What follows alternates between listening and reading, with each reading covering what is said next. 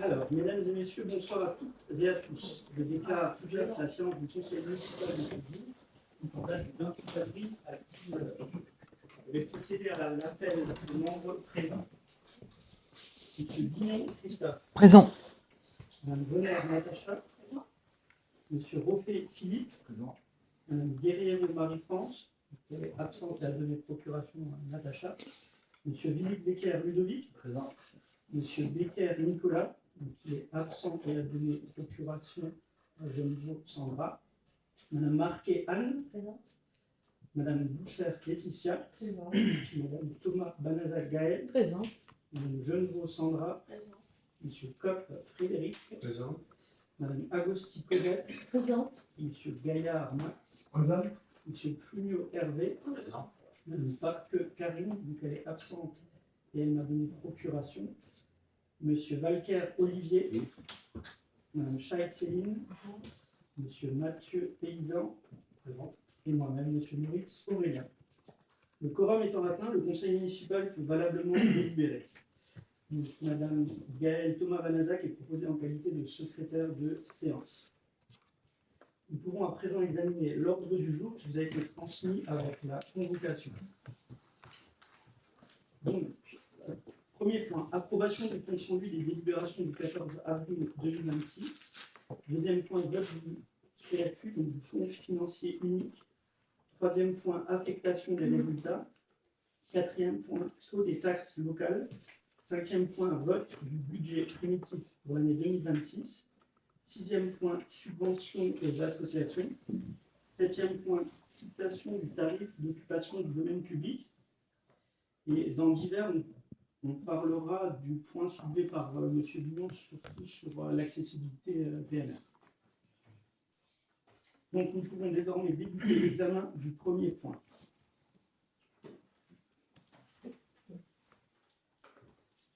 Donc, premier point, approbation du compte-rendu des délibérations du 14 avril 2026. Le compte-rendu des délibérations du 14 avril 2026 a été adressé aux membres du conseil. S'il n'y a pas d'observation, nous pouvons passer au vote. J'ai une observation. Est-ce que vous pouvez afficher les modifications qui ont été réalisées suite à mon entretien en mairie cette semaine, s'il vous plaît, pour qu'on puisse approuver? Moi, je ne peux pas voter sans les voir. Si des modifications ont eu lieu par rapport aux délibérations précédentes, je ne peux pas voter sans avoir vu ces modifications. C'est le dernier point que tu veux... Oui. S'il vous plaît.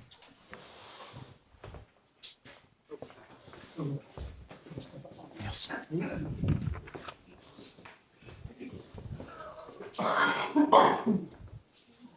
Je vous laisse quelques minutes, M. Billon. Oui, merci. J'ai vu certains points qui peuvent être... Oui, c'était juste les commentaires, pas du tout le fond. Oui, je vous laisse, il n'y a pas de souci. On passera au vote.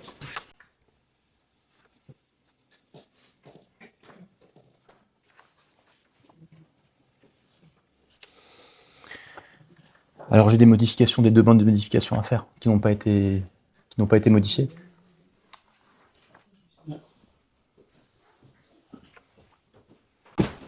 Vous l'avez vu avec Cathy tout de suite. J'avais vu ça avec Mathieu Paysan. Oui, j'ai donc envoyé les modifications à faire au secrétariat et je regrette qu'elles ne soient pas faites. Est-ce que j'annote sur le document que j'ai en main ou Comment ? est-ce que j'annote sur le document que j'ai en main ou vous avez les éléments? C'est celui qu'on m'a donné.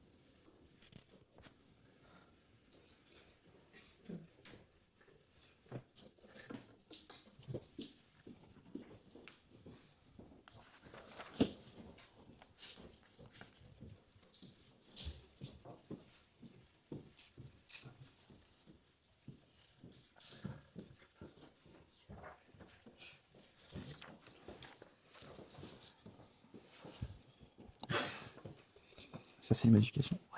Donc, c'est pas ce document-là. Je vais vérifier.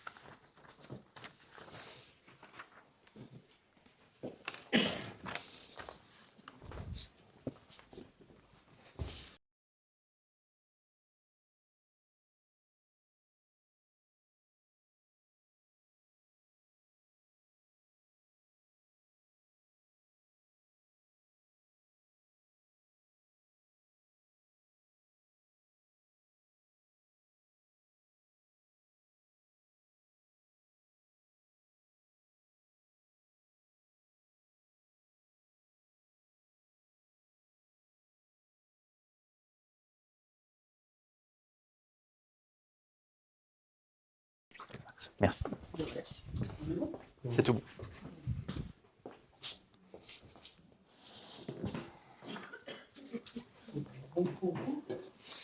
C'est tout bon, ouais. Alors, je reprends le compte rendu des délibérations du 14 avril 2026 avec l'adresse au membre du Conseil. S'il n'y a pas d'observation, nous pouvons passer au vote. Qui s'abstient? Personne qui est contre? Adopté. On passe au point 2, vote du compte financier unique 2025, donc le CFQ. Donc c'est le budget en fait réel de la commune en 2025.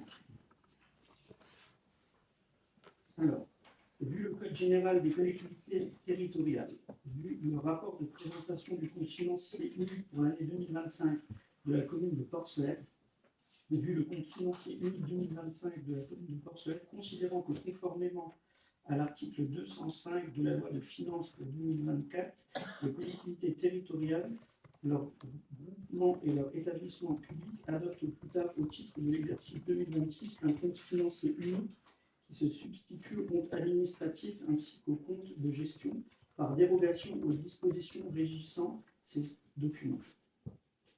Que le compte financier unique est un document commun définitif comprenant à la fois les données de l'ordonnateur et celles du comptable, notamment l'exécution budgétaire, les restes à réaliser, le bilan et le compte de résultat. Considérant que le compte financier unique est une procédure entière dématérialisée permettant la mise en place de contrôles de cohérence automatisés entre les données de l'ordonnateur et celles du comptable. Considérant que la commune de Porcelette a choisi d'adopter le compte financier unique à compter de l'exercice 2026. Considérant les dispositions de l'article L. 2121-14 du Code général des collectivités territoriales qui prévoit que dans les séances où le compte administratif du maire est débattu le conseil municipal élit son président. Dans ce cas, le maire peut, même s'il n'est plus en fonction, assister à la discussion et doit se retirer au moment des votes. Donc à savoir, pour ce point, on a demandé à la préfecture, donc c'est pour 2025. Donc pour 2025, l'ordonnatrice était Mme Marie-France Guerrero. Donc, elle ne peut donc prendre part à ce vote, puisque c'est le vote de sa propre gestion, que ce soit en personne ou par procuration. Donc concrètement, au moment de ce vote précis, le pouvoir donné à Natacha sera momentanément neutralisé.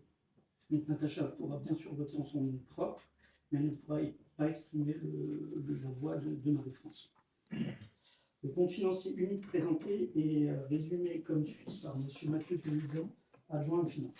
Alors, pour que le moment soit un peu plus agréable pour tout le monde, et parce qu'on m'a demandé, je vais juste en fait déjà faire un petit récapitulatif sur comment marche un budget communal, ça sera beaucoup plus agréable.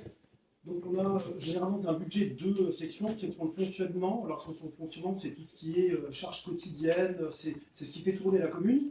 Et vous avez aussi donc la section d'investissement qui est pour les projets à plus long terme. Alors pour la section de fonctionnement, il y a des dépenses, des recettes, et pour l'investissement, dépenses, recettes. Et c'est ça qu'on va présenter après, et dans le CFU et dans le budget primitif. Donc pour les dépenses, alors j'ai pas tout mis, hein, j'ai mis les choses essentielles. Donc pour les dépenses, vous avez les charges de gestion courante, les fournitures, les prestations de services et les participants aux organismes extérieurs, comme par exemple le CCAS, etc. Et vous avez les charges financières. Alors les charges financières dans le fonctionnement, c'est essentiellement les intérêts de la dette. Et donc ce qui est en orange, ça je vous explique juste après. Et donc pour les recettes, vous avez tout ce qui est fiscalité, par exemple la taxe foncière, vous avez les dotations intercommunales, les dotations de l'État. Et généralement dans la section de fonctionnement, on a généralement les recettes qui sont plus importantes que les dépenses. Donc ce qui nous laisse un peu une marge qui va être ensuite ramenée vers l'investissement, parce que l'investissement, ça va être l'inverse. Donc pour les dépenses d'investissement, il y a quoi? Donc généralement, c'est le capital des emprunts, l'annuité de la dette. Et donc vous avez les gros projets communaux, comme cette année la rénovation du complexe et l'aire de jeu. Et donc pour les recettes, vous avez la FCTVA, c'est ce qu'on appelle aussi le retour de TVA, le fonds de compensation. Vous avez les subventions d'État, la DETR et d'autres subventions diverses. Et donc, généralement, vous avez en investissement, et ça c'est vrai, ça s'applique presque pour chaque commune, que les dépenses sont plus importantes que les recettes. Donc, ce qu'on fait, c'est qu'on affecte une partie du fonctionnement en investissement. Voilà, et après, il y a encore les reports des années antérieures, etc., mais ça, on en parlera après. Voilà, ça c'est juste pour suivre après. Donc, ce que je vais présenter, ça va être les 4 grands domaines, dépenses, recettes de fonctionnement et d'investissement. Donc, on va commencer avec les dépenses de fonctionnement. Donc les dépenses réelles de fonctionnement, là je vais déjà aller par là, je vais déjà juste aller tout en bas, elles s'élèvent à 1 570 903 € pour des crédits ouverts à 961 500, soit un taux de réalisation de 80%. Donc on va repartir au début. Donc s'agissant du chapitre 011, charges à caractère général, donc là les dépenses atteignent, donc c'est la deuxième colonne que je vous parle, ce qui est réellement émis, et ça c'était les prévisions. Donc atteignent 698 419 € sur 923 000 € ouverts. Donc on observe une sous-consommation globale, notamment sur l'énergie et certains postes d'entretien, malgré des dépenses importantes en combustible et remboursement de tiers. Voilà, on ne va pas lire ligne de compte par ligne de compte, hein. Le CFU vous l'avez eu. Donc je précise juste pour aussi les novices que en fait, ce que j'ai mis en gris sur les chapitres, et puis tout le reste c'est les lignes de compte à l'intérieur des chapitres. Voilà. Donc ensuite, pour le chapitre 012, charges de personnel, donc, qui est ici, donc la commune a dépensé donc, 589 201 € sur 718 000 prévus. Donc cette exécution traduit de maîtrise des effectifs et des dépenses de personnel. Donc pour le chapitre 014, atténuation de produits, donc les dépenses s'élèvent à 42 879 €. Principalement dû au titre du fonds de péréquation. Donc ça, ce poste, il est contraint, puisque le fonds de péréquation, c'est ce qu'on nous enlève en fait, pour donner aux communes un peu plus pauvres. Donc ça ne dépend pas de nous. Ensuite, le chapitre 65, autres charges de gestion courante, donc qui représente 168 000 € sur les 172 000 € ouverts. Il traduit notamment le soutien de la commune aux associations, par exemple ici, les 41 000, ou par exemple au CCAS, là ici 15 000, ainsi que les indemnités des élus, avec une exécution globalement conforme aux prévisions. Voilà, donc ensuite pour les charges financières, c'est ce qu'on a dit avant, donc ça représente les 72 393 €, ça représente nos intérêts de la dette. Donc ce niveau reste maîtrisé et conforme aux engagements de la collectivité. Donc le chapitre 67, charges spécifiques, n'a pas été mobilisé en 2025, bien qu'une enveloppe ait été prévue par précaution.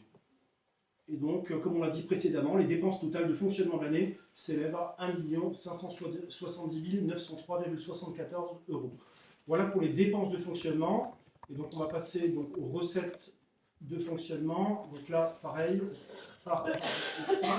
Donc, les recettes réelles s'élèvent à 1 928 410 € pour des prévisions de 1 961 500 €, soit un taux de réalisation très satisfaisant, proche de 98%. Donc, on commence par le chapitre 013, atténuation de charges, qui atteint 6 971 €, qui correspond principalement à des remboursements de rémunération du personnel. Voilà, ce poste il reste marginal, mais légèrement supérieur aux prévisions. Pour le chapitre 70, donc produits des services et du domaine, qui s'élève à 43 513 €, nettement inférieur aux 95 000 € prévus. Donc, cet écart s'explique notamment par l'absence de recettes sur les coupes de bois et certains remboursements non réalisés. Donc là, l'an prochain, on va reprendre les coupes de bois. Donc pour le chapitre 73, donc impôts et taxes, qui constitue la principale ressource de la commune, avec 732 084 € réalisés. Donc il comprend notamment l'attribution de compensation, qui vient de l'intercommunalité de la CASAS, lié au transfert de compétences, hein, et le FNGIR qui vient de l'État suite à la réforme de la taxe professionnelle. Ensuite, le chapitre 731, donc impôts directs locaux, qui représente la taxe foncière. Hein. Donc ce chapitre montre une bonne dynamique, notamment sur les impôts directs et la taxe sur les pylônes électriques, malgré un léger recul de la taxe sur la consommation électrique. Chapitre 74, dotation et participation, qui s'élève à 277 333 €, légèrement en retrait par rapport aux prévisions. Cet écart s'explique notamment par l'absence de dotation forfaitaire et une moindre perception de certaines compensations. Oui, mais rien d'anormal. Ensuite, chapitre 75, donc autres produits de gestion courante, qui atteint 216 164 €, soit un niveau supérieur aux prévisions. Donc cette bonne performance est liée notamment aux revenus des immeubles et des recettes exceptionnelles sur des opérations de gestion.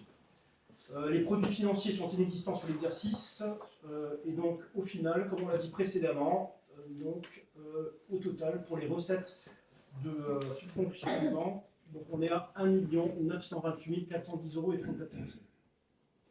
Et donc on passe à l'investissement. Donc pour les dépenses, alors c'est ici, donc pour les dépenses d'investissement, donc elles sont effectivement conséquentes cette année, elles s'élèvent à 1 611 787 € pour des crédits ouverts à 2 116 000 €, soit un taux de réalisation de 76%. Donc on va commencer par le chapitre 20, immobilisation incorporelle. Donc ça représente 32 371 € qui correspondent principalement à des frais d'études ou des préparations de projets. Donc le chapitre 21, immobilisation corporelle, donc ça c'est vraiment le cœur des travaux hein, généralement, donc qui correspond à des frais, donc ces dépenses concernent notamment tout ce qui est complexe sportif, aires de jeu, c'est des travaux importants, les aménagements de terrain, les travaux de réseau, de voirie, etc. Donc ce qu'on peut remarquer, c'est que dans le chapitre 23, immobilisation course, c'est les opérations d'équipement. Donc ce qu'on constate, c'est vrai qu'il y avait un budget qui était prévu pour les opérations d'équipement, ce qui est comme pratique à suivre. Hein. Par exemple, là je ne l'ai pas dans l'ordre, mais un peut correspondre à l'aire de jeu, un peut correspondre au complexe. Et on voit que les opérations n'ont pas été faites sur les opérations d'équipement, mais ont été mis dans le chapitre 21 dans les immobilisations corporelles. Donc c'est vrai que ça c'est un choix, après c'est dommage, moi j'aime bien quand c'est mis en zone d'opération d'équipement parce qu'on peut vraiment suivre le projet du début à la fin. Mais en tout cas, tout ce qui a été dépensé, tout ce qui était prévu en opération d'équipement se retrouve normalement dans le chapitre 21. Voilà. Ensuite, pour le chapitre 16, emprunt et dette assimilée, parce qu'il n'y a rien avant. Donc ça, c'est l'annuité de la dette. Hein. Donc on paye 237 408 € et 34 centimes chaque année. Voilà, c'est tout. Hein. On est déjà arrivé à la fin. Donc au total, pour les dépenses d'investissement de l'exercice, on est à 1 611 787 €. Et enfin, pour les recettes maintenant d'investissement, Alors effectivement, comme les projets ne sont pas terminés, donc les subventions, on les a pas. Les subventions représentent le chapitre 13.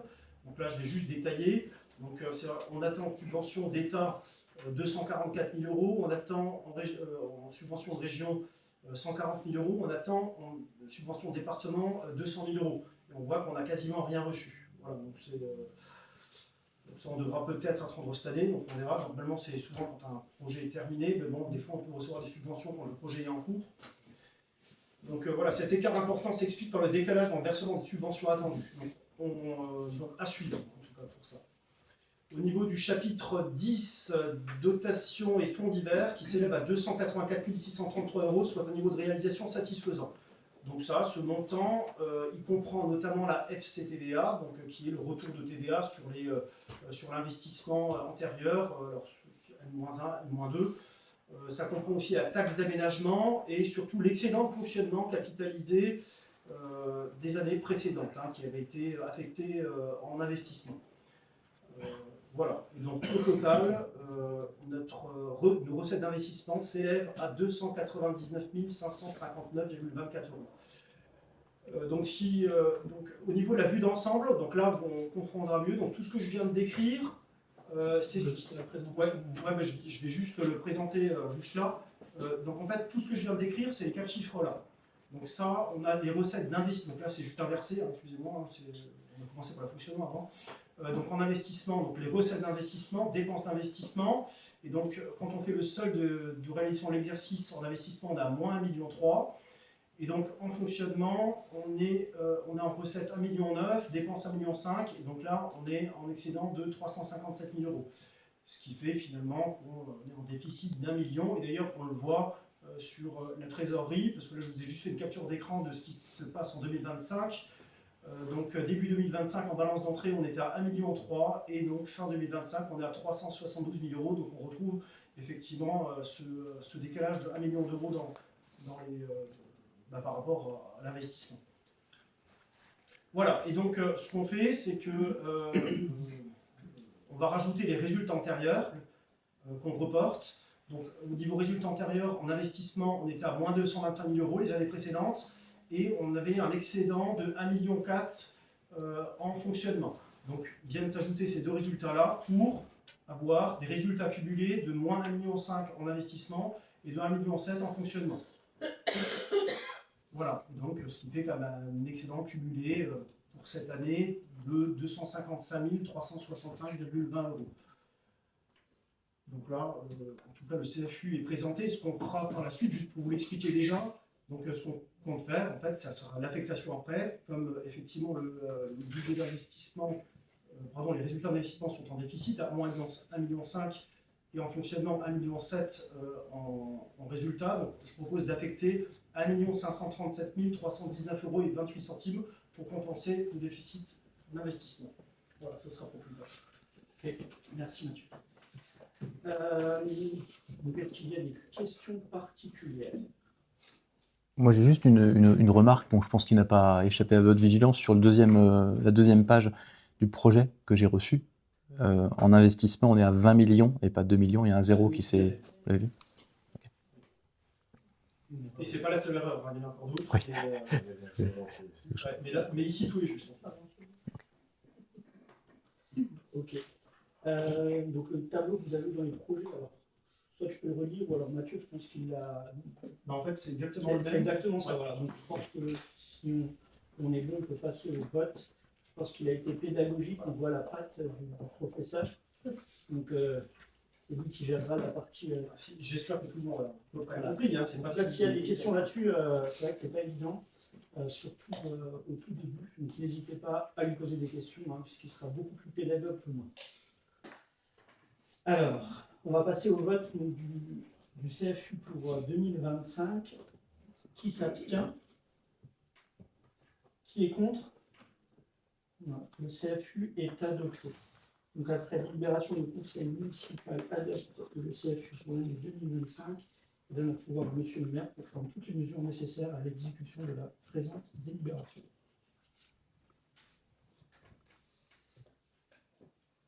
On va passer donc, au point 3. Donc, Mathieu on a déjà un petit peu parlé. L'affectation des résultats pour l'exercice 2025. Là, je vais juste le mettre sur l'écran aussi. Il faut juste en fait, regarder les chiffres là, c'est ceux qui vont apparaître. Hein, du coup. L'affectation du résultat de fonctionnement est une étape essentielle dans la gestion budgétaire de la collectivité. Elle permet d'assurer un équilibre financier en répartissant les excédents entre les besoins d'investissement et le report en fonctionnement. L'excédent de fonctionnement de l'exercice 2025, tel qu'approuvé dans le compte financier unique adopté lors du conseil municipal ce jour, doit être affecté de manière à garantir la bonne gestion des finances communales. Une partie de ce résultat permettra de couvrir le besoin de financement de l'investissement, tandis que le solde sera reporté en fonctionnement pour assurer le bon déroulement des exercices futurs. Cette délibération vise donc à préciser la répartition de cet excédent conformément aux règles comptables et budgétaires en vigueur. Considérant que le compte financier unique de l'exercice 2025 a été adopté lors du conseil municipal ce jour, considérant que l'examen du résultat de fonctionnement permet d'assurer une gestion financière rigoureuse et d'optimiser l'affectation des ressources, considérant que l'excédent de fonctionnement constaté doit être réparti entre le financement des investissements et le report en fonctionnement afin de garantir l'équilibre budgétaire de la collectivité, constatant que le compte administratif présente un excédent de fonctionnement de 1 792 684,48 €, il est proposé d'affecter le résultat de fonctionnement comme suit. Donc, Mathieu, je te laisse proposer. Donc oui, effectivement, on va revenir à la vue d'ensemble. En fait, je propose d'affecter 1 537 319 € et 28 centimes de la section de fonctionnement vers la section d'investissement. Est-ce qu'il y a des questions Parce que là, on voit le tableau. Voilà. Donc effectivement, ensuite, le résultat cumulé, si on cumule les deux, il y aura un excédent de 255 000 €, 365 et 27 sous, qui sera reporté du coup l'année 2026. Question? Non. Je propose donc de passer au vote. Qui s'abstient? Personne. Qui est contre? Personne. À l'unanimité. Donc, après délibération, le conseil municipal décide d'affecter les résultats comme présentés ci-dessus.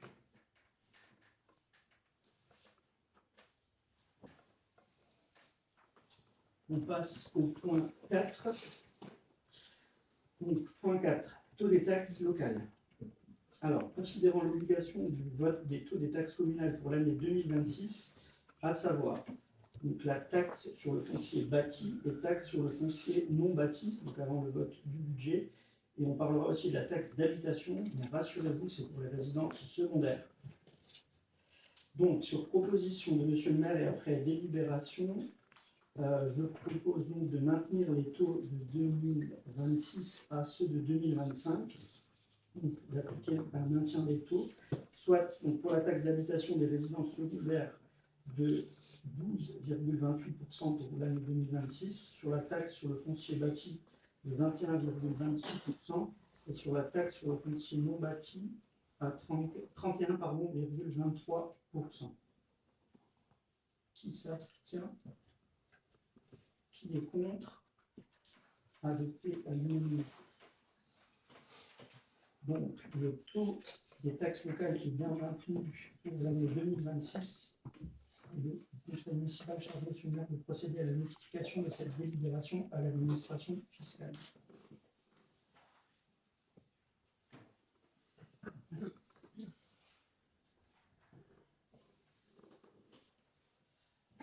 On va donc passer au point 5, qui est le budget primitif pour 2026. Donc, le présent budget primitif présente les crédits dotés pour les dépenses financières de la section de fonctionnement et de la section d'investissement. Cette délibération a pour objectif de détailler les prévisions financières de l'exercice à venir en tenant compte des crédits d'investissement et de fonctionnement ainsi que des reports de l'exécution. Donc, considérant les propositions suivantes, je vais faire pareil, je l'explique. avant de commencer la présentation du budget, je voulais juste voir quelques indicateurs en fait, sur 2025 qui aident peut-être déjà à prendre en conscience. Donc en fait, la commune elle est dans une bonne situation financière, voilà, il n'y a rien à dire. Donc, non, mais je me permets comme de souligner. Nous, il n'y a pas eu pendant 5 ans, il n'y a pas eu tellement d'investissement, mais la dernière année, il y en a eu un peu plus. C'est pour ça que j'ai demandé l'investissement par habitant qui représente du coup l'investissement sur le nombre d'habitants, qui représente 652 € par habitant. Donc on est dans la marge élevée, donc voilà, mais c'est une année exceptionnelle parce qu'il y avait des choses à faire. Ensuite, ce qu'on regarde souvent, c'est le taux d'épargne brut. Donc là, on fait les recettes l'épargne brute, donc les recettes moins les dépenses de fonctionnement, qui s'élèvent à 357 507 €. Et donc, quand on calcule le taux, on a 18,5%. Et donc là, on est dans un très bon niveau d'épargne. Alors l'épargne nette, ce qu'il y a comme différence, c'est un peu plus parlant, c'est qu'on enlève aussi l'annuité de la dette, et on est à 117 507 €. Et donc, quand on calcule le taux, on a 6,1%. Donc là, on est encore correct à surveiller. Ce qui, voilà, ça veut dire que la dette représente quand même quelque chose pour notre commune. Au niveau de la capacité de désendettement, donc, on est à 6,9 années. Donc l'endettement aussi, il est maîtrisé. Au niveau du taux d'endettement, représente 128%. Là, on est dans un niveau à surveiller. Ça veut vraiment dire que la dette représente quelque chose dans tous ces indicateurs.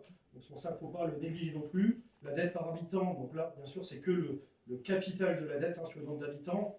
Parce que j'ai vu d'autres calculs, il y avait les intérêts aussi, mais ça ne se calcule pas avec les intérêts. On est à peu près à 1 000 € par habitant. Donc, on est dans la norme. Et pour le poids de remboursement de la dette, donc, comme on l'a vu avant, donc on est sur l'annuité du capital. Donc, 240 000 €, c'est la dette par an, divisé par l'épargne brute qui est égale à 67%. Donc voilà, ce qui confirme bien que la dette n'est pas logique, qu'elle représente comme un certain coût pour la commune. C'est vrai que grosso modo, avec les intérêts, on est à peu près à 300 000 €. Donc c'est quand même pas trop mal. Voilà. Mais autrement, au niveau globalement, la commune est en bonne santé financière. Là, je mentirais si je disais le contraire. Donc on va commencer donc, le budget primitif. Donc le budget primitif, c'est un ensemble de propositions financières qui anticipent les besoins de la commune. Donc on va faire comme avant, on va commencer par les dépenses de fonctionnement. Donc au niveau, alors moi par contre j'ai changé le tableau par rapport à ce qui vous a été distribué, parce que je trouve que c'est plus logique de la manière là. J'ai mis ici la proposition nouvelle, et là ce qui était réellement émis, alors que dans le tableau qui vous avait été distribué, on était dans la proposition de l'année dernière, la nouvelle proposition, ce qui a vraiment de sens. J'aime bien voir ce qui a été réellement émis et puis qu'est-ce qu'on propose en parallèle. Voilà, donc en dépenses de fonctionnement, donc je vais commencer par la fin pour déjà voir le récupératif. Donc en dépenses de fonctionnement réel, on s'élève à 2 026 100, approximativement identique au budget précédent qui était de 1 961 500. Donc on reste dans une forme de continuité. Donc pour le chapitre 011, charge à caractère général, qui atteint 955 400 €. Donc on essaye de garder une fourchette haute sur tous les gros postes de dépenses, afin d'anticiper, notamment anticiper la hausse du coût de l'électricité, des combustibles, on ne sait pas. Donc chacun estimé à 140 000 €, comme vous le voyez ici. Et donc l'augmentation des fournitures de petits équipements portée à 50 000, ainsi que le poste de remboursement des tiers prévu à 130 000. Le poste de remboursement des tiers, en fait, qui correspond au périscolaire, qui est ici, tout simplement. Qui va d'ailleurs augmenter. Donc ces dépenses traduisent le maintien du niveau de service et l'impact de l'inflation sur les charges courantes. Ensuite, le chapitre 012, charge de personnel qui est inscrit à 720 000 €.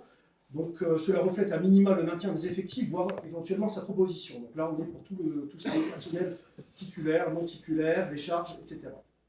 Le chapitre 14, atténuation de produits, s'élève à 55 000 €. Principalement lié au fonds de péréquation, qui constitue une dépense contrainte, donc là on n'a pas le choix.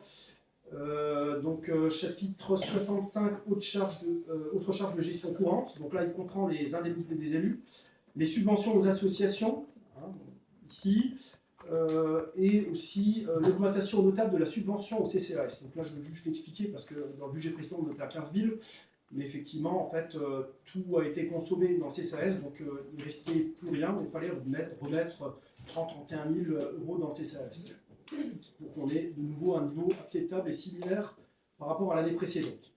Au niveau des charges financières, donc là on est nouveau, comme on l'a dit avant, dans l'intérêt de la dette. Donc l'an dernier, on a payé 72 393 €, donc là on est à 75 000.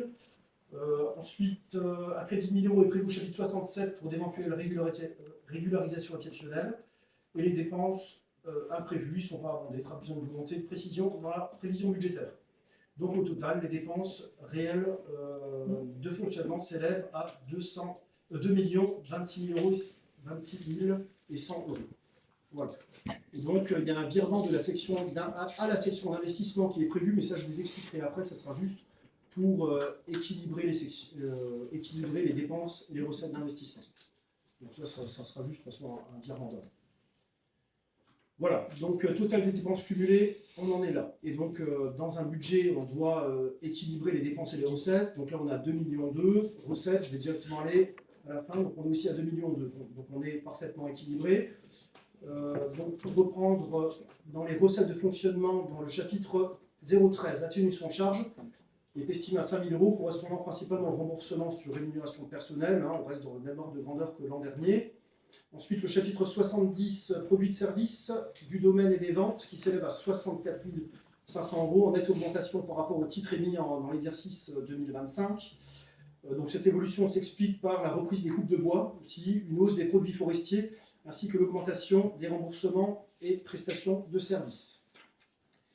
Ensuite, le chapitre 73, impôts et taxes, qui constitue la principale ressource, avec 743 945 €. Il repose sur l'attribution de compensation, le FNGIR et le fonds départemental des DMTO pour les communes.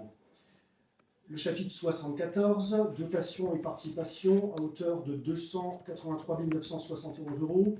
Donc là aussi, il comprend la dotation de solidarité rurale, c'est ce qui est reversé parce qu'on est en campagne, les compensations de l'État ainsi que diverses participations. Ensuite, chapitre 75, autres produits de gestion courante. Donc on a 195 000 € principalement issus des revenus des immeubles, qui constituent une ressource assez stable pour la commune. Donc l'ensemble des recettes de gestion des services, c'est 1 957 416 €. Voilà. Et donc à ces recettes se rajoutent 255 365 €. Donc là, on retrouve dans la vue d'ensemble, c'est ce qui se situe ici. C'était l'excédent de fonctionnement, donc qui vient s'ajouter aux recettes de la section de fonctionnement. Et donc au total, on est à 2 213 781,16 €. Donc au niveau de fonctionnement, on est équilibré. Alors au niveau des dépenses d'investissement, donc le budget primitif en dépenses d'investissement s'inscrit dans la continuité des actions engagées en 2025 tout en tenant compte du niveau de réalisation des projets. Les dépenses réelles d'investissement sont prévues à 732 681 €, en baisse par rapport au 1,6 million de l'an dernier, traduisant une année de consolidation et de finition dans les projets actuels qui ont du mal à aboutir. Donc dans le chapitre 20, donc immobilisation incorporelle, correspondant principalement aux frais d'études, ce poste permet de préparer éventuellement des projets futurs pour la commune. Dans les immobilisations corporelles, donc là je vous l'avais expliqué en une opération d'équipement, du coup comme ça n'était pas fait dans les opérations d'équipement, donc là on n'est rien en budget. Donc les immobilisations corporelles, donc, qui constituent le cœur des investissements avec 465 681 €. Donc les principaux postes concernent les constructions de bâtiments publics 161 681 €, d'autres constructions pour 250 000 €. On note également des crédits dédiés à l'acquisition de terrain, aux équipements techniques ou à l'entretien ou renouvellement du matériel. Voilà, c'est vraiment ici le cœur des travaux.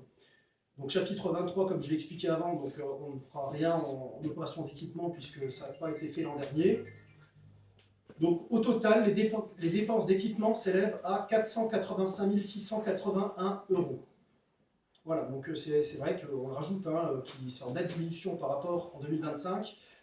Donc on est dans une phase un peu plus prudente dans les investissements. Donc le chapitre 16, qui représente l'emprunt et dette assimilée, qui s'élève à 247 000 €, qui correspond au remboursement de la dette. Et donc, au total, les dépenses réelles d'investissement s'établissent à 732 681,16 €. À cela, on rajoute le solde d'exécution négatif de l'an dernier, de 2025, qui est situé ici, ce moins 1,5 million. On rajoute bien sûr dans les dépenses. Et donc, on a cette année, donc en prévision, des dépenses à hauteur de 2 270 048 centimes. Et enfin, on termine par les recettes d'investissement. Donc au niveau des recettes d'investissement, elles sont prévues à 2 millions réelles, à 2 82 319 €, en hausse substantielle par rapport aux 299 559 € de 2025.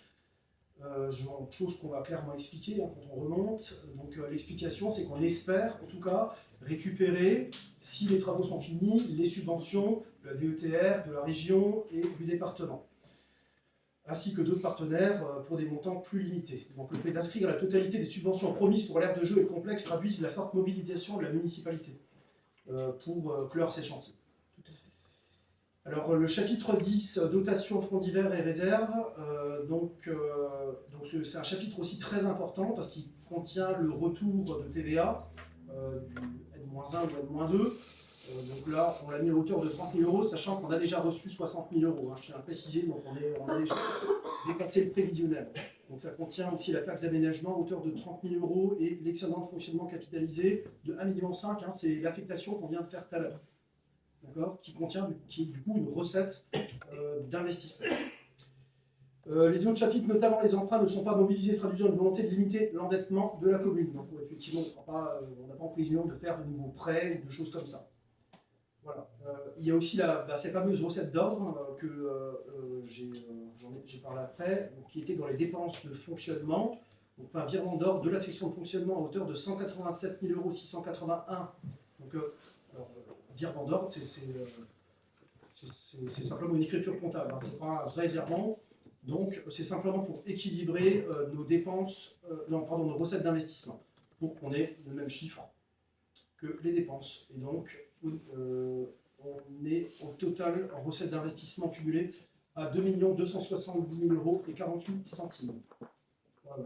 Ce montage financier traduit une stratégie prudente et réaliste visant à sécuriser les équilibres financiers tout en poursuivant les investissements nécessaires à la commune, tout en préservant sa capacité d'endettement pour l'avenir. Voilà, je vous remercie. Oui, j'ai une question par rapport au complexe et aux travaux, justement. Le fait d'inscrire à l'avance dans le budget primitif les subventions attendues, alors qu'on n'a pas encore de date de fin de travaux, de réception, est-ce que ça représente un risque pour la commune ? Alors, un risque, c'est vrai qu'après, nous, on compte l'objectif. J'ai bien compris. Et plutôt au septembre. Alors, c'est vrai que nous, on ne veut pas l'annoncer pour ne pas faire de déçus. Trop tard. C'est vrai, on est filmé, pardon. Trop tard. Vas-y, je te laisse faire. Non. L'objectif de cette année, il est clair. Il est alors limité, oui et non. C'est-à-dire qu'il faut finir la jeu, finir le complexe pour nos assos qui ont assez souffert maintenant. Donc voilà, on va se mettre les moyens là-dessus. C'est les deux gros chantiers qu'on doit finir, donc priorité sur le complexe. Et après, on aimerait aussi régler, mais ça ce sera à voir dans le temps, le projet du parc photovoltaïque au Bruyères. Donc là, en un mois, je pense, et je dois vraiment féliciter Mathieu pour son travail, parce que c'était dans une situation des fois un peu compliquée au niveau de l'organisation, on va dire. Donc je le félicite vraiment pour son travail. Mais voilà, les trois principaux objectifs seront en termes de travaux purs, complexe, aire de jeu, gérer le projet parc photovoltaïque, parce que ça maintenant, on a aussi une pression qu'il faut finir, ça a assez duré, et maintenant ils sont revenus vers nous aussi. Et donc ça, ce sera les trois gros axes. Et après, c'est l'aide à nos associations pour ça. J'ai bien compris, mais du coup, il y a des éléments concrets pour la finition du complexe maintenant, c'est bon ? Ok. On a déjà bien avancé, le travail de Max a été vraiment remarquable. Donc quand on a repris le dossier, donc il a vraiment tout restructuré. On a reparlé, c'est-à-dire il y avait eu un souci, je pense, de communication avec peut-être la précédente municipalité pour X raisons. Donc on a refait venir l'architecte, on a refait un point, voilà. On sait ce qu'on doit faire maintenant. Donc là, on est en train de faire tous les devis, c'est-à-dire que j'en ai demandé un minimum de 2, voire 3 devis pour comparer. Mais en tout cas, on a tout axé, on sait où on va. Et on a vraiment la volonté aussi de finir, de contribuer à l'amiable. Oui, parce que ça, c'était effectivement un débat, puisqu'on a vu les avocats de la commune qui nous ont dit qu'il y avait possibilité de mettre certaines, notamment par exemple l'architecte, possiblement au tribunal administratif, sachant que si c'est le cas, on bloque le chantier. Donc il vaut mieux qu'on arrive à trouver un accord, voilà, le meilleur accord possible bien sûr pour la commune, plutôt que de complètement bloquer de nouveau un chantier en mettant ça au tribunal administratif. Parce que l'objectif que Mathieu ne devait pas annoncer était effectivement le 1er septembre. L'objectif pour la rentrée. est entendu. C'est notre objectif. D'accord. Merci. On passe au vote. Donc, le Code général des collectivités territoriales, vu les dispositions relatives à l'établissement et au vote du budget primitif, vu les propositions budgétaires établies pour l'exercice en cours. Donc, qui s'abstient? Je vais m'abstenir à cause de ce point précis. Qui est contre? Ok, donc le budget primitif est adopté pour l'année 2026. Attention. C'était tout. On est bon? On continue. Point numéro 6, donc subvention aux associations. Donc je le rappelle, c'est une subvention on va dire exceptionnelle. Subvention exceptionnelle pour l'ASP Andes. Dans le cadre des travaux de réhabilitation énergétique du complexe sportif de Porcelette, la commune a pris toutes les dispositions nécessaires pour permettre le relogement provisoire des associations utilisatrices du site. Toutefois, en raison de contraintes spécifiques liées aux exigences sportives et à la disponibilité des équipements, il n'a pas été possible de reloger le handball club de Porcelette dans une autre infrastructure communale ou intercommunale sans frais. L'association a donc été contrainte, pour maintenir son activité tout au long de la saison 2025-2026, de procéder à la location de créneaux horaires dans des salles extérieures. Le coût total pour la première partie de la saison s'élève à 2 625 € sur les présentations et justificatifs qui ont été transmis à l'économie. Compte tenu du caractère exceptionnel de cette situation, directement liée à l'indisponibilité prolongée du complexe sportif communal, il est proposé d'attribuer une subvention exceptionnelle d'un montant équivalent à l'association Handball Club de Porcelette à titre de compensation des dépenses engagées. Donc on va passer au vote. Qui s'abstient de cette subvention? Qui est contre? Donc, la subvention à l'ASP Andes exceptionnelle est adoptée à l'unanimité. Subvention exceptionnelle aux arboriculteurs. Donc, l'association des arboriculteurs a sollicité une subvention afin de rembourser l'achat d'un arbre fruitier dans le cadre de l'animation plantation au complexe scolaire. Il est donc proposé au conseil municipal d'allouer une subvention exceptionnelle de 34,65 € à l'association des arboriculteurs. Qui s'abstient? Et bon, adopté à l'unanimité. Subvention Une Rose, un espoir. L'association Une Rose, un espoir organise chaque année une action caritative en faveur de la lutte contre le cancer. Grâce à l'engagement de ses bénévoles, elle récolte des fonds destinés à la recherche et au soutien des personnes touchées par cette maladie. Dans le cadre de son engagement en faveur des initiatives solidaires et humanitaires, et en entendant la demande de subvention faite par l'association, la municipalité souhaite lui apporter son soutien en lui attribuant une subvention d'un montant de 500 €. Qui s'abstient? J'ai pas eu connaissance de ça dans le projet. Alors, on l'a rajouté parce qu'en fait, Cette subvention aurait dû être en théorie votée sous l'ancienne mandature. Elle n'a pas été faite pour X raisons. Donc le président de l'association nous a... Je peux intervenir, moi c'est jamais voté, mais c'est lors de la réunion, quand on y va, on ne vote pas, c'est à l'oral, on propose, mais c'est jamais voté, on passe jamais au conseil avant, on n'a jamais de papier, il ne faut jamais de demande écrite, il n'y a jamais de demande écrite qui est faite. D'accord, ok. Non, je me dis juste ça pour l'avoir au moins dans le projet. C'est tout, pour avoir connaissance ça avant. C'était pas prévu, c'est pour ça que c'était une demande particulière, parce que normalement, ça devait être quand même, cette subvention devait être votée, mais sous la précédente mandature, elle n'a pas été faite, voilà, pour combien de temps, pour X raisons.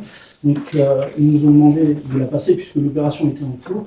Et alors, on en a discuté effectivement, Natacha, tu me rappelais, alors il faut savoir que il y a une réunion qui se fait en décembre, avec tous les maires, et on se met d'accord sur la subvention à donner. Alors effectivement, je me suis renseigné, c'est fait à l'oral. Donc, nous, cette année, on verra, on changera peut-être au moins une trace écrite sur cette demande de subvention. Voilà. De toute façon, vous êtes invité. Oui, tout à fait. Mais je veux dire que je préfère avoir une trace écrite tout à l'ensemble de la sauce, il n'y a pas de souci.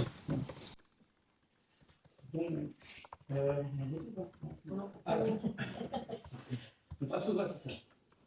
Qui s'abstient? Qui est contre? Adopté à l'unanimité du conseil municipal après délibération décide d'attribuer une subvention de 500 € à l'association Histoire au titre de l'exercice 2026 et de tous les données fonctionnaires, en signer tout document relatif à cette attribution. Donc le point 7, on a rajouté aussi la fixation des tarifs d'occupation du domaine public communal. La gestion du domaine public par une collectivité territoriale relève d'une responsabilité de gestionnaire patrimonial. Le domaine public est un bien commun par essence inaliénable et imprescriptible dont l'affectation première est l'usage du public. Toutefois, la vitalité économique de notre commune que des opérateurs privés puissent bénéficier d'un usage exclusif et privatif de certaines portions de ce domaine, ces dérogations aux droits communs ne sauraient être tacites ou gratuites. Elles s'inscrivent dans un cadre contractuel et financier que la présente délibération se propose de refonder afin de rétablir une équation financière juste entre l'avantage consenti à l'occupant et la charge supportée par la collectivité. Vu le Code général des collectivités territoriales, notamment l'article L 2121-29 disposant que le conseil municipal règle par ses délibérations les affaires de la commune, et l'article L 2122-22.2 permettant au maire par délégation de fixer les droits de voirie et de stationnement. Vu le Code général de la propriété des personnes publiques, et singulièrement ces articles L 2121-21 rappelant que l'utilisation du domaine doit être conforme à son affectation, l'article L 2122-1 subordonnant toute occupation privative à la délivrance d'un titre extrait, l'article L 2125-1 et suivant posant les principes fondamentaux du caractère onéreux de l'occupation, vu le code de la voirie routière, notamment son article L 113-2 encadre l'utilisation de l'emprise routière par les occupants de droit ou de fait. Considérant que toute occupation du domaine public, dès lors qu'elle excède le droit d'usage appartenant à tous, constitue une situation d'exception nécessitant une autorisation préalable de l'administration. Considérant la nature intrinsèquement précaire et révocable des titres délivrés, lesquels ne confèrent aucun droit réel à leurs bénéficiaires et peuvent être retirés à tout moment pour un motif d'intérêt général ou de sécurité publique. Considérant que l'occupation privative procure aux bénéficiaires un avantage concurrentiel ou opérationnel qui doit être compensé par le versement d'une redevance, article L 2125-1 du CGPP. Considérant que le montant de cette redevance doit être corrélé à la valeur locative de l'emplacement et aux avantages de toute nature procurés à l'occupant, considérant que les cas de gratuité strictement encadrés par la loi NOTRe de 2015 ne peuvent concerner que des activités dépourvues de but lucratif concourant à un intérêt public manifeste. Considérant qu'il convient de définir un cadre tarifaire clair pour garantir l'égalité de traitement entre les pétitionnaires tout en laissant à l'autorité exécutive la souplesse nécessaire à l'application individuelle des tarifs par voie d'arrêté. Donc, les tarifs d'occupation du domaine public communal, je vais vous les lire. Donc, occupation du domaine public pour les marchands, petits commerces ambulants, type food truck, pizzeria ou autre. Donc, tarif à la journée, c'est 15 €. On propose 15 € à la demi-journée ou en soirée, 9 €. Fête populaire, cirque, etc. Tarif forfait, jour d'exploitation, 50 €. Ensuite, l'emplacement de stands dans le cadre d'opérations municipales, marché nocturne ou marché de Noël, etc. Donc, si c'est un emplacement d'un stand à vocation commerciale, on proposera 2 € au mètre linéaire. Et si c'est un emplacement d'un stand s'inscrivant dans le cadre d'une démarche caritative ou un financement d'un projet collectif, association, école, jeunesse, sport, gratuit, et l'emplacement d'un stand participant directement à l'animation de l'événement de manière gratuite pour le public, ce sera gratuit aussi. Est-ce qu'il y a des questions? Oui, moi j'ai une question. N'ayant pas eu le projet, encore une fois, pour pouvoir travailler dessus en amont du conseil, est-ce qu'il y a une modification quelconque par rapport à précédemment de ces tarifs? Je crois que la DGS a pas envoyé le projet il y a 2-3 jours. En détail, moi j'avais juste l'ordre du jour. Vous l'avez eu sur un- Je l'ai vu. On l'a eu. C'était à J-4, je crois. Mais je veux dire, il n'y a pas de modification par rapport à précédemment? Non, D'accord, ok, c'est tout. On a gardé pareil que... Ok. c'est vrai que c'est aussi une précision parce que les 9 € en fait, dans une délibération qui avait, alors je sais pas, en 2024, je crois qu'on avait juste précisé demi-journée, on n'a pas précisé soirée. D'accord. Comme effectivement, Ok. il y a, Non, c'était la seule question. non, on s'est basé D'accord. sur les voilà, tarifs. les tarifs précédents pour, par exemple, cirque, etc. Vous avez les là, je crois. Ouais, mais c'est 30 €. Ah, 30. C'est ce qui a été pratiqué avant. Merci. On peut passer au vote. Donc, qui s'abstient? Qui est contre? Adopté à l'unanimité. Donc, après délibération, le conseil municipal décide d'adopter et d'appliquer les droits d'occupation du domaine public si annexé à compter du 1er mai 2026. Il a approuvé la convention si annexée pour les marchands et petits commerces ambulants food truck. Le chargé, M. le maire et son représentant a signé toutes pièces nécessaires à l'exécution de cette délibération. Donc on fera en sorte, M. Dumont, que vous transmettez. Oui, merci.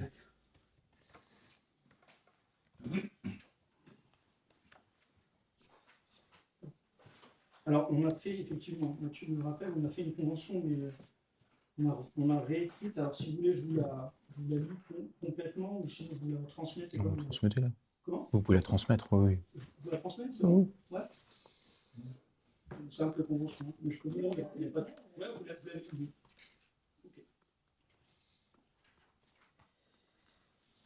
Donc, on a terminé les points de l'ordre du jour de ce conseil. Donc, je souhaite juste discuter du point que M. Dumont a proposé lors du précédent conseil concernant l'accessibilité PMR de la salle du conseil municipal. Voilà. Alors, je suis entièrement d'accord avec vous.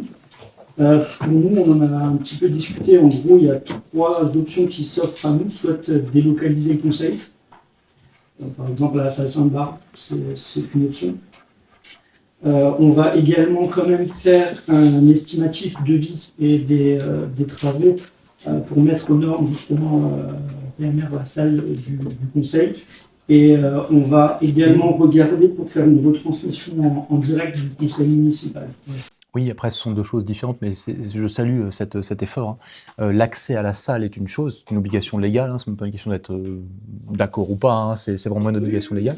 Les devis que vous avez sollicités, c'est des devis pourquoi? On n'a pas encore fait, clairement. Là, on va mettre tout en place parce que le moitié était très chargé. Bien sûr. Énormément de choses au niveau du complexe, notamment, à tout relancer. Donc, clairement, on n'a pas pris le temps de le faire. Là, vous le dites. Et c'est pour ça que pour moi, je proposerai un objectif rentrée septembre pour essayer d'avoir vraiment toutes les infos, de pouvoir mettre tout en place. Voilà. Et en attendant, donc, le fait de l'organiser en salle Sainte-Barbe, est-ce que c'est quelque chose qu'on peut voter? On peut possiblement le faire, à voir. Il faut que on réfléchisse. Ok. Donc il n'y a pas de vote en fait pour ça aujourd'hui, il n'y a pas de délibération pour ça aujourd'hui? D'accord. Est-ce qu'il y a d'autres questions ou interventions? Alors oui, en point divers, moi je souhaitais juste savoir si quoi que ce soit est prévu vis-à-vis du docteur Jasbec, qui part dans un mois à la retraite. Est-ce qu'il y a quelconque information sur le futur ou pas encore, ou il n'y a rien du tout pour l'instant pour le futur, le remplacement éventuel ou d'éventuelles informations? Alors, les idées sont là. Après, honnêtement, on n'est pas encore allé chercher parce que je veux tout simplement me coordonner avec la CASAS. Clairement, je pense que c'est un enjeu de territoire. Alors, soit on a deux options. Soit chaque commune va se ramener la couverture vers soi pour se chercher un médecin. Je pense que ce n'est pas la solution parce qu'on a des communes qui sont financièrement, qui vont pouvoir proposer plus, par exemple un médecin traitant pour venir. Il peut y avoir des avantages en nature comme le local gratuit, des choses comme ça, ou alors il existe, alors que ce soit par l'ARS ou par certaines municipalités qui proposent une somme. Mais clairement, je souhaiterais voir ça vraiment de manière, un maillage territorial. Donc je vais en proposer, je vais déjà en parler aussi au niveau de la CASAS. Donc les idées sont là. Mais, au niveau de la CASAS, bon, c'est pas une compétence, pour rappel, hein, c'est pas une compétence communautaire. Donc ça doit faire l'objet de modifications de statut, ce qui n'existe pas aujourd'hui au sein de la CASAS, hein, pour avoir une action financière quelconque. Donc j'entends que pour le moment, en tout cas, évidemment c'est tôt et je le comprends bien. Moi, je renouvelle ma mise à disposition à la fois de tout le travail que j'ai effectué ces derniers mois, et que ce soit dans ce sujet et dans toutes les autres commissions auxquelles je figure, facultatives, pour mettre à disposition, pour travailler avec les autres personnes qui font partie de ces commissions. Je suis à disposition, vraiment. Et est-ce qu'il est du coup prévu que la municipalité fasse quelque chose pour le départ à la retraite, une fête, quelque chose pour organiser pour le départ? vous connaissez pas le docteur Jasbec? Non, en fait, Parce que sinon, c'est pas la question pour le docteur Jasbec, c'est aussi pour tous les... En fait, moi j'ai eu des habitants qui m'ont demandé ça, explicitement. Et non, c'est pas ça, c'est quelqu'un qui a marqué le territoire pendant 40 ans, que les gens adorent. Lui est forcément... Enfin, quelque chose, en fait, quelque chose, quoi que ce soit, pour reconnaissance de son travail accompli. Alors, je lui ai déjà posé la question sur ça, mais il ne veut pas, je le connais bien, il ne veut pas forcément se mettre en avant. C'est la personne, ça dépend des personnes. Et donc après, on va en discuter. La manière de le... C'est clair qu'il a marqué le village. Pour beaucoup, je pense qu'il a suivi de l'enfance jusqu'à... Voilà. Donc c'était encore un des derniers médecins traitants. Il faut savoir que maintenant, les médecins, les nouvelles générations de médecins généralistes, sont plus comme le docteur Jasbec pour moi, clairement. Mais j'en ai bien conscience qu'il a marqué tout le village. Maintenant, il faut aussi le faire avec lui. Il ne faut pas imposer quelque chose. Je lui en ai déjà parlé. Ok. Voilà. Moi, je voulais juste savoir par rapport à l'heure de jeu, quand on avait bloqué une facture parce qu'il ne venait plus. Oui. Ça en est où? Il ne revient pas plus, quoi. Alors, si on a acté, alors c'est-à-dire que, en gros, pour l'heure de jeu, vous aviez fait deux devis. Un devis, on va dire, aménagement extérieur, et un devis. Oui, qui était payé. Alors non, ils n'étaient pas tous payés. Hein. Non. Alors, l'aménagement extérieur, en fait, on a fait le tour avec Max et Olivier. C'est simple, on a repris le devis. On a fait point par point. Je ne peux pas bloquer cette facture-là, puisque sur l'aménagement extérieur, je parle, ça a été fait. Voilà. Alors, c'est une situation un peu complexe, parce qu'apparemment, pour l'instant, on n'a qu'un interlocuteur. C'est lui qui fait aussi action sur la deuxième, même si je ne sais pas comment ça s'était passé à l'époque. Mais en gros, sur l'aménagement extérieur, je ne peux pas le bloquer, puisqu'il a fait le contrat. Donc j'ai pas de... Pour la partie aire de jeu, il y avait 50% qui avaient été déjà réglés. Donc il y a encore 50% qui a réglé cette année. Et là, on a une petite marge de manœuvre parce que sur les devis que vous avez signés à l'époque, malheureusement, quand c'est un devis, un contrat, je n'ai pas beaucoup de modifications possibles. La seule modification possible sur l'aire de jeu, on a enlevé deux chaises longues qui, pour nous, n'avaient pas d'intérêt, qui coûtaient, je crois, 8500 €. Ouais, on a transformé ça en balançoire. Complémentaire. En fait, ce mobilier, il n'avait pas commandé. Donc, soit il m'a dit. On avait demandé voilà. qu'il change en. Donc ça a été acté. Et donc là, on a fait nous de notre côté le geste sur la facture là. Et maintenant à lui de nous faire le reste sur l'air de jeu. Parce qu'il y a des réserves. Il y a des réserves. Ouais. Après, concernant, on avait discuté aussi avec M. Bignon sur la mise en norme. En conformité, oui. En conformité. Ça va dépendre aussi donc, dans le contrat qui a été signé, dans les devis qui ont été signés. L'entreprise DECRA viendra à la fin des travaux, valider ou non. Donc là, par contre, c'est surtout sur l'aire de jeu. Donc là, on mettra nous une réserve. Je lui ai déjà dit à l'entreprise, on mettra une réserve financière là-dessus, tant que l'organisme de contrôle n'est pas passé. Une fois qu'on a validé, là, je débloquerai la totalité. Donc lui s'est engagé, bien sûr, s'il y a des modifications, à changer aussi. Et on attend un planning, voilà, c'est ça. des phases d'appro, des phases de modification qu'on a demandé, et le bureau de contrôle. La date précise du passage du bureau Oui, de ça contrôle. faut faire une demande après à part. Alors, C'est quand il aura fini, entre guillemets. oui, mais alors, Oui, mais c'est lui qui va s'en occuper. C'est sa charge. Oui, Ouais, oui, c'est ça. oui, oui, Ouais, oui, c'est oui. Tout à fait. Ouais. Et donc là, à ce moment-là, on mettra une réserve, jusqu'à ce qu'on revienne et on verra à ce moment-là. Il disait qu'il savait de toute façon qu'il allait avoir des choses à changer, mais qu'il attendait justement qu'on lui dise là, c'est quoi. Alors, son discours a été ça. En gros, il nous a dit, oui, on sait qu'il y aura sans doute des modifications à faire, sur notamment, voilà, quand les gamins vont descendre, vont atterrir sur certaines zones.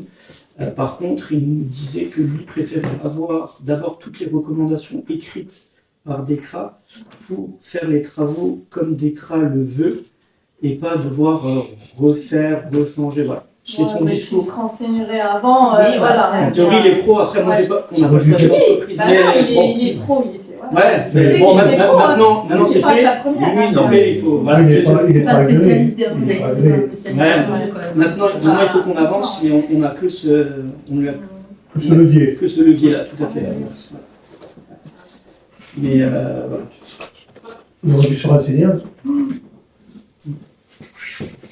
Donc lui, il y a encore, donc là on a débloqué sur la partie aménagement extérieur le reliquat de facture, peut-être, je crois que c'est 25 000. ouais, 26 000, je crois, Oui, de c'est c'est ça. Et il restera donc pour la partie purement aire de jeu, les 50% vous aviez à l'époque payé à moitié, voilà. Et donc dans ces 50%, on gardera un reliquat justement en attente de la validation pour la mise en conformité. Donc ça a été acté avec lui. Maintenant, On attend. nous on a fait le premier pas, maintenant c'est à lui. Il faut qu'on avance sur cette situation. Donc, on n'a pas beaucoup d'options malheureusement, mais bon, Il faut être vigilant avec lui. clairement. Ouais. On aurait dû avoir, aujourd'hui, en fin d'après-midi, on aurait dû avoir un mail de sa part. Ah bah, On c'est avait lui marqué aussi, Max, il appelle. on enlève ça, on met ça, Oui. et on Mais en l'a fait, proposé. c'est- en fait, Alors, c'est- le jour il où répond jamais. maintenant, là, Voilà, il répond qu'à moi, mais bon, après à un moment donné, il faut y aller quoi. ce matin, je l'avais Il répond à M. Le Maire parce qu'il y a le. Ouais, c'est ça, le levier là. Oui, oui, Non, non, il faut non. insister, c'est vrai que. Oui, on insiste. Après, il y a Oui, non, mais il y a son on frère faisait pareil, aussi. hein. On a Et- dit- On envoie les On mails. avait- Mais alors, téléphone. pareil, sur ça, il me dit que c'est lui le principal interlocuteur. Oui. Voilà, Sur les parties. c'est ça. En tout cas, voilà, on a fait nous le premier pas. Maintenant, c'est à lui, et là, on ne lâchera pas. Parce que voilà, je veux dire, si on a en décembre pour l'air de jeu, ça ne nous servira plus rien pour nos enfants. On a eu la chance d'avoir des belles vacances, Là. on en a pas encore Ouais, 2 jours. Ouais. Mais bon, Et voilà. oui, les vacances passent. Ouais. Voilà. Est-ce qu'il y a encore d'autres questions? Alors, je clôture cette séance. Merci beaucoup.